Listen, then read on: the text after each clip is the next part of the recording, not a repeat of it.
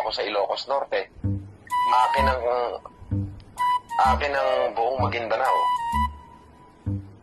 At ang buong Region 2.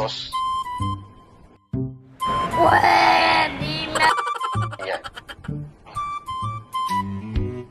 So, may potensyal na manalo. Kumuha pa tayo ng supporters sa Alabang, sa Montalban, sa Rizal, sa Taytay, sa Panay, Infanta, Quezon, marami. Patay ka ngayon.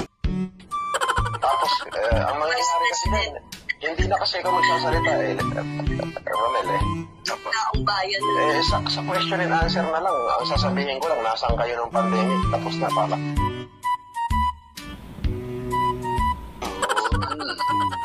Diba?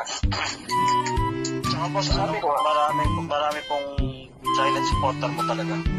OFW. At saka malayo sila sa akin, Diyos ko, kahit magdebate-debate kami dyan. Kung ang ilalaban lang naman sa akin si Sara, mga old political trapo, at saka si Manny Pacquiao, di ang layo na agad ng agad.